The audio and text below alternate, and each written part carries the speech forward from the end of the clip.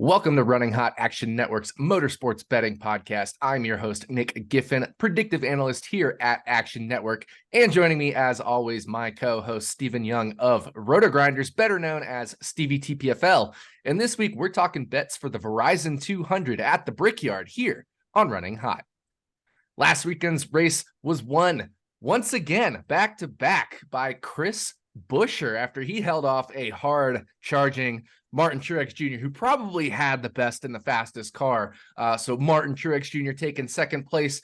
Truex's teammate Denny Hamlin rounds out the podium. Thought Michigan was a very fun race, but it certainly was hard to pass for the lead. But other than that, you could make some passes through the field. I mean, we saw Truex charge through the field. We saw Denny make a bunch of passes through the field. Thought it was a really good race. What did you think, Stevie? I thought it was an awesome race. Overall, I mean, it was, like you said, there was plenty of passing throughout the field. And when fast cars got to the lead, they could pass. I mean, Truex, made a run there on Buescher, got loose on the inside of him.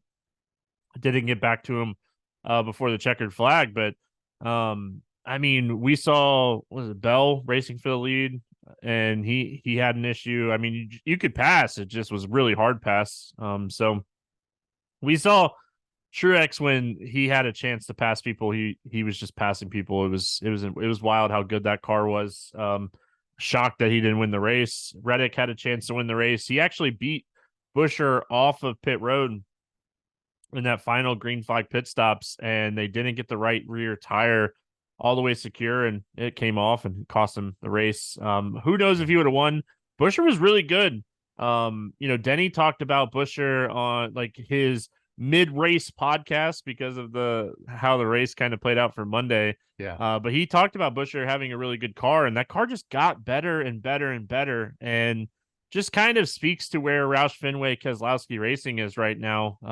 They're doing a great job, and I mean, maybe they're even better than Stewart-Haas right now. Yeah, they could be better than Stewart-Haas. Heck, they could be better than Hendrick Motorsports right now with the way HMS has been running. It's been a struggle for that four-car, typically dominant team as of late. So we'll get more into that with our Indy preview. So let's do that. Indianapolis Motor Speedway is the host of this weekend's race, affectionately known as the Brickyard, for that yard of bricks that drivers cross when they cross the start-finish line. Indy, another road course. It's flat, other than the one turn where it has banking, where they're kind of going through Indy ovals turn one backward. There's banking there, but other than that, it is a flat road course. It's relatively recently paved, so not like Sonoma, where we're going to have tires chewed up and a lot of elevation change. It's going to be flat. It's going to be very little tire wear. I mean, we saw Blaney almost make a two or a no tire stop or whatever it was work last year. So I think this is going to be, one of those races where we could see some interesting strategies come into play. So Stevie, what are you expecting from Indy road course? First off, it's like my least favorite road course that we go to. I do think that them moving the restart zone potentially helps. I mean, just how this race is set up, we'll talk about it here in a minute. But I mean, what to expect from Indy is expect the unexpected. I feel like is the best way to talk about it the last 2 years. I mean, yeah, Tyler Reddick probably had the best car here last year, and he won the race, but it wasn't without a lot of chaos that happened at the end of that race. And even, going back to 2021 with the old car, the race was wild. AJ Allmendinger won that race. I mean, it could have easily been Denny. It could have easily been Briscoe. The restarts are wild at Indy, so I think you expect a lot of chaos at the restarts. I think no stage breaks really helps a road course like Indy. Because less restarts, I think, for this road course is actually better. I mean, wild racing, a lot of bumping, a lot of banging. SVG is going to get his real first taste of like NASCAR road course racing this week.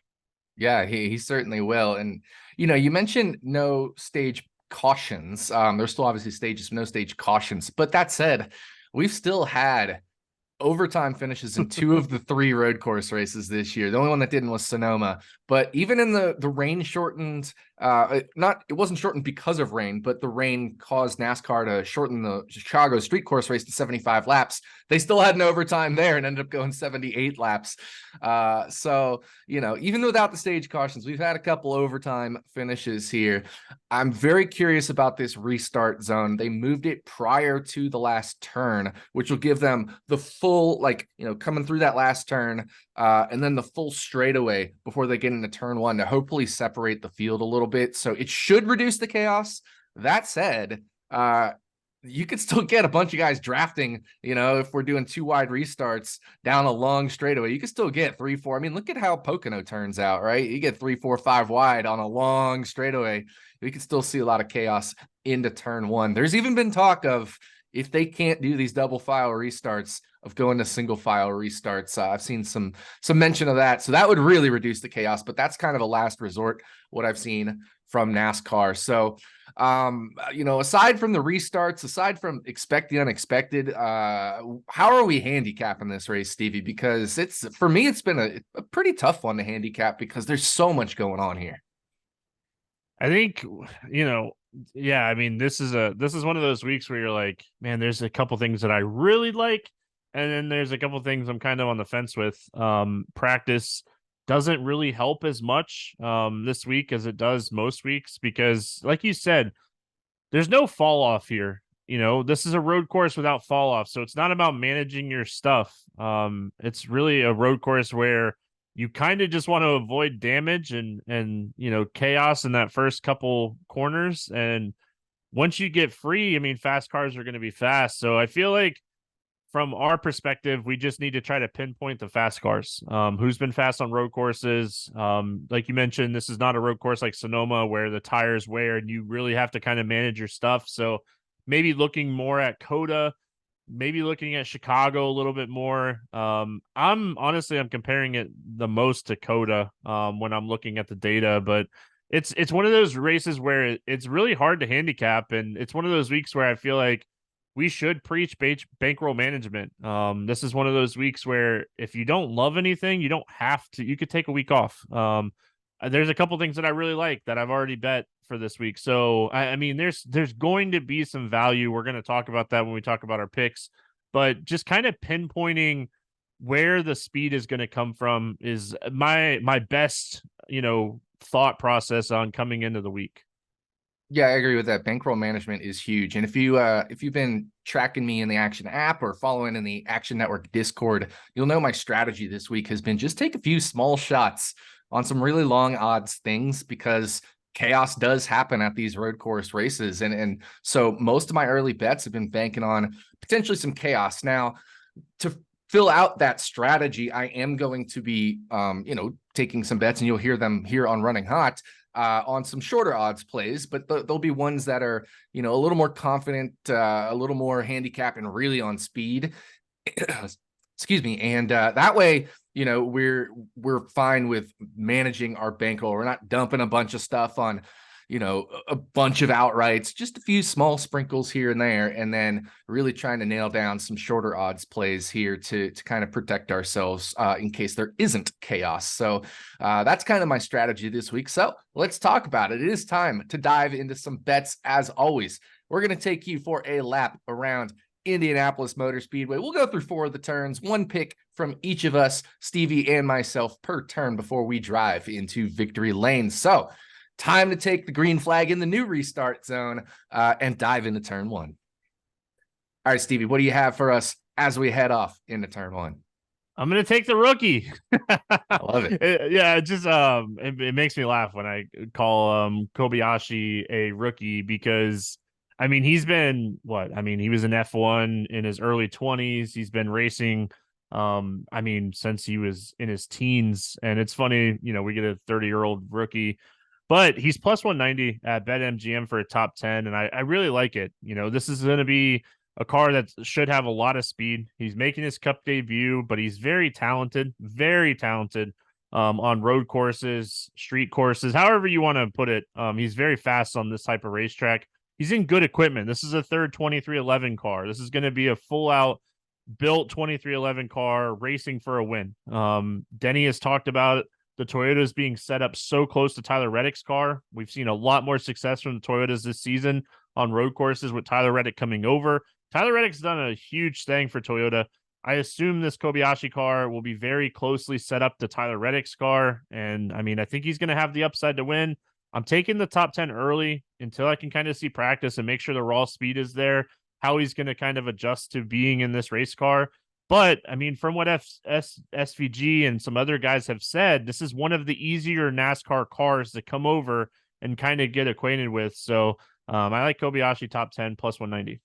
Yeah, I love that bet actually. I took Kobayashi to win outright when he was 100-1 earlier. I And hope you hit it. I want to see it. Gotten absolutely smashed in that market. Yeah. I'm looking on our Action Network Bet Center, and Kobayashi has moved down towards 30-1 at a lot of places. I think the longest you can find him is 40-1 right now. So that is absolutely getting smashed. I think there was a lot of rumors, not rumors, but facts yesterday that, he had a really good sim session, really good in testing, and, was putting lap times that were equivalent to like front row starting spots from last year's Indy GP down in the sims. So I think it's, just one of those things where he gained steam based off that. I mean, comments from Denny Hamlin, comments from Tyler Reddick, comments from Dale Earnhardt Jr. So it's not like it's random people talking. A lot of people are very excited about Kaumi Kobayashi. So I love it. I like his top 10 bet here for you. And I wouldn't necessarily bet him at maybe 30 or 40-1. I did like my 100-1 that I got. But for my turn one pick, I'm going to go with Tyler Reddick plus 105 over Martin Truex Jr.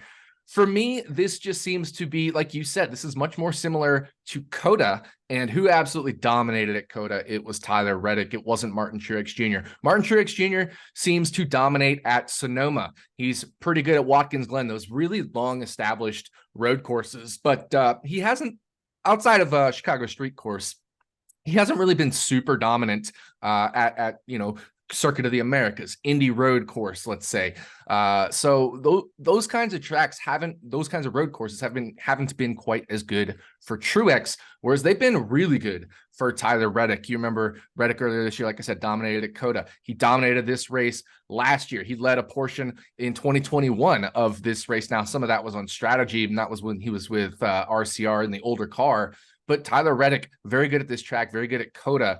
So I give him the edge over Martin Truex Jr. It's pretty close between these two, but I actually make Tyler Reddick a slight favorite here. So I'll take some plus money on this one.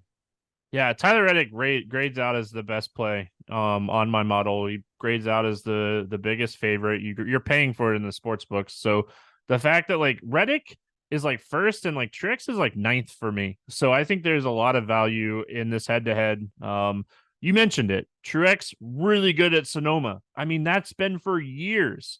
But when we get to these road courses that don't have a lot of tire wear, Tyler Reddick has been the best in this new car, and it's not even close. So I like this. I mean, if you want an outright with really low odds, I feel like Tyler Reddick's the favorite. You can get it at plus 550. I think he's the favorite to win the pole. So I mean, that 550 might be the best you get it at, but I like Tyler Reddick at plus money in a head-to-head against anybody, not even just Truex. Yeah, I agree with that. So Tyler Reddick plus 105 is my turn one pick. So now we got to go into turn two. All right, Stevie, what do you have for us here in turn two? I'm going to go to Michael McDowell, top 10 plus 105. There's a little bit of value on some top 10s. I mean, there's just not a ton of value this week from what I'm looking at, and you and I talked about it. Really good decision, I think, by Front Row Motorsports locking in McDowell and Gillen for next year. I think that's a really smart move. Gillen has made huge strides. McDowell has been really good this year again in this equipment. So I think that was a good move. But yeah, McDowell, he ranks third in speed on road courses this season. He's finished 12th, 7th, and 7th in the 3 road courses. McDowell's top 10 in 4 of 6 road courses last year, including an 8th place finish here at Indy road course. So I think getting his top 10 at plus money is nice value here early in the week. And he's always someone that seems to be on the right side of strategy. They're in a position where they need a good run-in after kind of struggling last week and getting back behind in the points. So I think McDowell is someone that they don't necessarily need to go into win mode yet, like maybe Bowman and Elliott. So I think he's going to have a really smart run race where he's competing for a top 5, top 10 kind of race. Yeah, exactly. And McDowell, he's been just doing this at these road courses for 2 years now. Pretty much every race in the next gen car, he's sitting there in the top 10, well inside the top 10, or at worst on the cusp of the top 10. So I'm right there with you. I think Michael McDowell, he's going to have a good, clean race for him. You know, he needs to have a clean race. And so that makes that safer top 10 pick a nice play. For my turn 2 pick, I'm going to go with Daniel Suarez plus 130 over Denny Hamlin. I was shocked by this. You know, you gotta shop around because both of these guys are 20 to 1 to win at BetMGM. But if you shop around, you can find Daniel Suarez plus 130 over Denny Hamlin. And to me, these two are pretty close. Daniel Suarez is really good at road courses. I don't know if he's going to get the air quote magical track house chassis that, you know, SVG won in, that Suarez won in last year. But at the same time, he's good at these road courses. And Denny Hamlin, while he is good at the road courses, it's a similar thing with Martin Truex Jr. Hamlin tends to pop more at the Sonoma, at the Watkins Glen type tracks. And he hasn't really been super stellar at Circuit of the Americas. Now, he did almost win Indy road course the first year here. But that, again, different car. And last year he wasn't quite nearly as good. Now, obviously Toyota as a whole was off, but he wasn't anywhere near his teammate Christopher Bell, for example, who had a very strong Indy road course race last year. So I have Suarez and Hamlin pretty close, and I actually have a little bit of an edge to Suarez in this. So getting plus 130, a lot of plus money juice here, I really like. Yeah, I mean, I have it really close. If you look at last season, it wouldn't even be that close. Suarez way better. If we add in like the numbers of this year and kind of how Toyota has gotten better, I have it really close. So I don't mind on like coin flip bets to get it at, plus money. So getting it at plus 130, and I feel like it's a coin flip. I mean, that's value when we're looking at road course racing. Honestly, like most head-to-heads that have plus money on road courses is valued just because of how exactly the chaos happens and the variance happens. So like I'm not gonna like down really hardly any head-to-head that is close getting plus money. Yeah, exactly. And especially getting 30 cents extra on a coin flip seems to be really, really nice for me. So that is turn 2. Got 2 more turns to go. So let's dive into turn 3.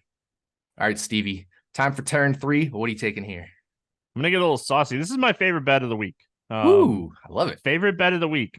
Chris Buescher over Martin Truex Jr. plus 190 at BetMGM. I saw this. I couldn't have jumped on it any faster. This is my favorite bet. Buescher ranks 4th in speed on road courses. Truex is 10th. I already talked about it.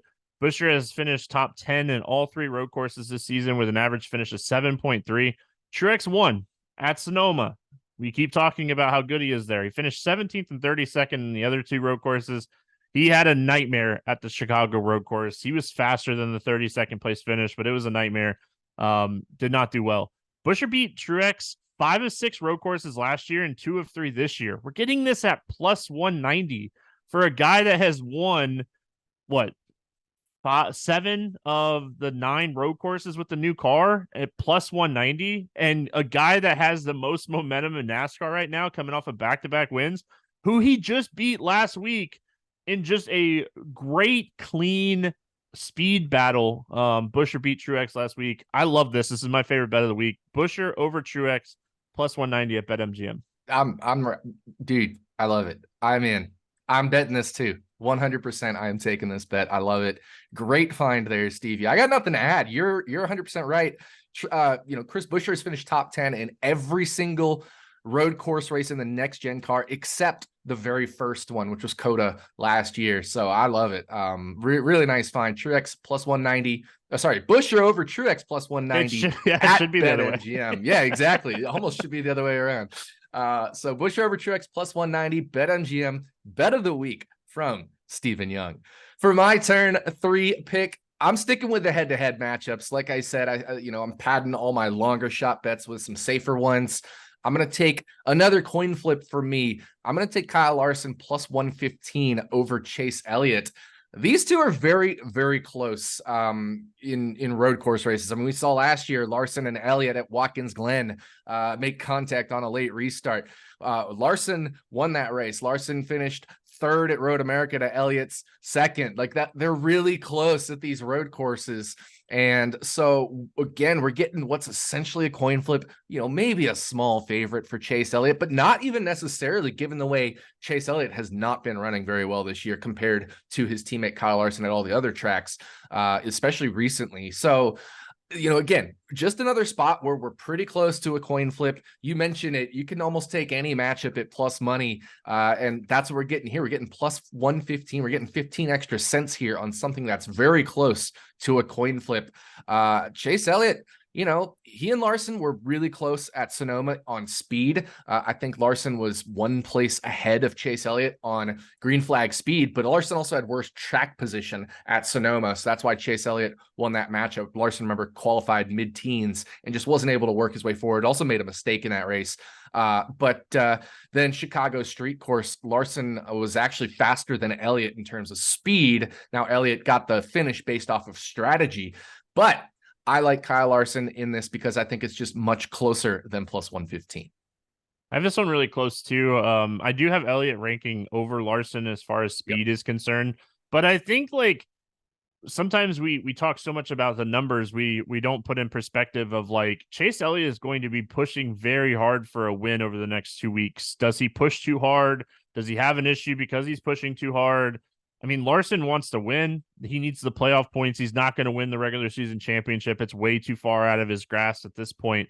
So I think like the non-statistic brain part is, does Elliott push too much in a race where, I mean, Elliott's outside. He's not okay. I'm just gonna go out on the record and say he's not getting in on points. He's too far back now. I think he would have to win every single stage and not win a race and get really lucky that way. And it just doesn't seem viable for him to get in on points. So he has to win. I think that's going to be in the back of his head. I mean, if you're in that situation, you're like, man, I missed because I had an accident snowboarding and I have the pressure to go win a race now. And I feel like he's just going to put a lot of weight on his shoulders. And I think again, a head to head, if you're getting plus money with two cars that are very similar in speed, you take it. And I think there's value in taking Larson over Elliott. Plus, it kind of rolls in line with your Fade Elliott year. It doesn't hit, but that wasn't the reason. It just happened to work out that way. It did. I mean, his speed is, I mean, under 3.5 wins. I don't want to like spoil it, but man, it looks good. It certainly does look good. And Hendrick Motorsports has been struggling as a whole. Even Kyle Larson hasn't been super dominant, but Elliott, struggling even more than Larson as of recent weeks. So that's another reason why I like this one. So that was turn 3. We got one more turn before we complete the rest of the lap and go into victory lane. That would be turn 4. All right, turn 4, Stephen Young. What do you got for us? I'm going to go to a road course racer that I believe in the talent, and that's Austin Cindric, top 10, plus 115. He struggled at Sonoma, and I mean, when you're not set up right at Sonoma and the tire wear at Sonoma, I mean, you're going to struggle. And we've seen this before with Cindric, where he struggled on some of the traditional and high tire wear road course races. He's been fast at COTA. He's been fast at these types of racetracks. And I have a feeling that we're going to see a good week from Cindric. He was really good here last year. He contended to have a chance to win that race. I don't know if he had like race winning speed, but he qualified second. He went down and put up really good laps in qualifying, qualified second, had plenty of speed. Ford's speed is there. Penske's speed is better. So, I mean, when we're just looking at COTA and Chicago, really good. He hasn't had the same road coursing that he had last year, but he was 8th in speed on road courses last year, 9.3 average finish, 3rd best. He also has 4 top 10 finishes in 6 road course races last year. So I'm going to kind of put Sonoma in the back of my mind for Cindric and take the plus money for him as a top 10 pick this week. Yeah, I like that. It's the same thing where, we're putting less emphasis on Sonoma, more emphasis on COTA, on maybe something like a Road America or an Indy road course. And that's where Cindric has really, shined over the past 2 years, this year and last year, in terms of the road courses. So again, it's that kind of road course where I think Cindric will perform a lot better. So right there with you, I think he's a very good candidate for a top 10 finish. This race should come back to him. Man, Stevie, there's so many good cars this week. It's like something that would have been a good bet at even money now has to become a good bet at plus 115, right? Like I would have taken Austin Cindric even money before we had SVG, before we had Kobayashi, before we had Brody Kostecki in the race. Jensen Button, is getting support there from Stewart-Haas Racing in that Rick Ware car. So we got a lot of extra good drivers here that makes it a little bit tougher to get inside that top 10, but plus 115, good enough here for Austin Cindric. For my turn 4 pick, I'm going with the top 10 bet like you, but I'm going way out there, Stevie. I took this early midweek, can still find it 12-1. Rickie Stenhouse Jr., 12-1 for a top 10 finish. This is not a bet based off of speed. Rickie Stenhouse Jr. is not going to be a top 10 car on speed. But he was 13th in practice at COTA. He qualified 18th at COTA. So he was in the mid-teens pretty much that whole race in speed. And with a little bit of chaos, he was able to pull off a 7th place finish at Circuit of the Americas. If we look at Indy Road Course, the 2 chaos races, he finished 11th and 13th for an average finish of 12. And we're getting 12-1 for a top 10 on a guy that has had a top 10 this year on a road course, has an average finish of 12 at this particular road course, and over the past year has finished 19th or better in every single road course race except the Chicago street course race. So when I say the past year, I mean going back to Indy Road Course last year. So the last full season of road course races, not going into the beginning half of last year, but the last 7.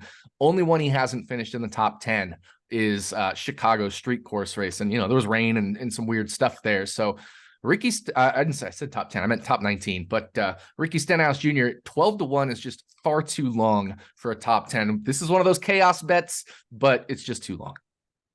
It's a funsy bet. I saw you write this on the sheet, and I was like, man, I cannot wait to hear why he likes this one. Listen, I don't mind anything at 12-1 for a top 10. It's a field of 38 cars, 39 cars. So playing the odds is all you're kind of doing here. And, if it is chaos like Indy has been, both races that we've had here, turn 1 is chaos. We saw last year Kyle Larson's brakes just explode and him just destroy him and Ty Dillon's car. Like, there's so much that can happen at Indy outside of tire wear.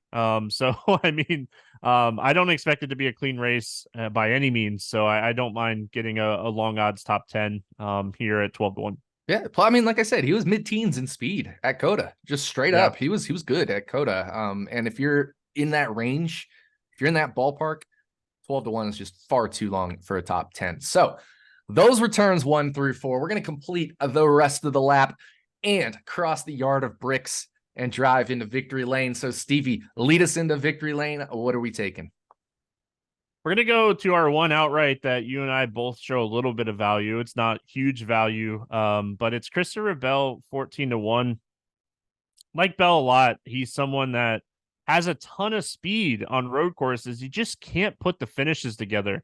You look back to last year at this race in particular, they went very long on tires, had a tire issue, still ended up finishing 12th in that race, even with the car being somewhat destroyed from that, but had one of the best driver ratings. He was one of the fastest cars here last year. He's so fast on road courses, Nick. We just need him to put together a whole race. Just put together a whole race. And he has been someone that has been ultra tilting just in general this season when it comes to pit road and the speed. He's one of the best cars in the garage and one of the best drivers in the garage, and they just can't put a full race together. But I'm going to keep saying, I'm going to keep believing that he's going to get one of these races all the way put together, and we're going to see him win a race. And thinking back to Daytona Road Course a couple years ago, we bet him at 60-1 and hit it. He's good on road courses. He's fast. Toyota's faster. I like Bell, and I show a little bit of value at 14-1. Yeah, you mentioned this race last year, and that's the reason when odds opened this week, the first thing I did was look and say, man, I want Christopher Bell. He actually opened 16-1, and I was waiting for my model to run. And when it finished running, I was showing value at 16-1, went to bet it. He had moved to 12. So I was like, and now he's slipped to 14. So full disclosure, I have not bet him at 14-1 because he has slipped from 12 to 14. I'm fingers crossing that he slips back to 16 at some point. So that's my strategy, is get him at 16 where I really show enough value there, because I do have thin value at 14-1. But I love Christopher Bell this week. He had last year at this track the single best performance by far of all the Toyota drivers at a road course on speed. He was a top 5 car on speed. Remember, Toyota was terrible last year on the road courses. He was a top 5 car on speed. You mentioned that tire issue. Still ended up coming home 12th, I think it was, after getting into the wall with a tire issue. But this was the standout race for Toyota last year on speed. Yes, he won the Roval last year, but that was a strategy play. He was around a 9th, 10th place car. They put on 4 tires at a late caution, and he drove through the field to win that race there. But that was very much a strategy, fresh tires play.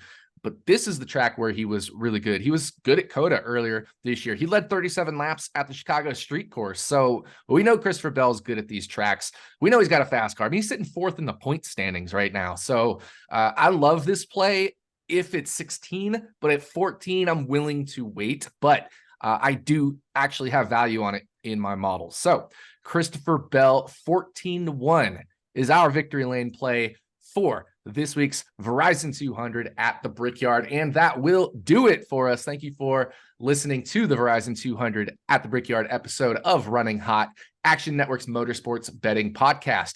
We'll be back this time next week to talk about bets for the Go Bowling at the Glen at Watkins Glen.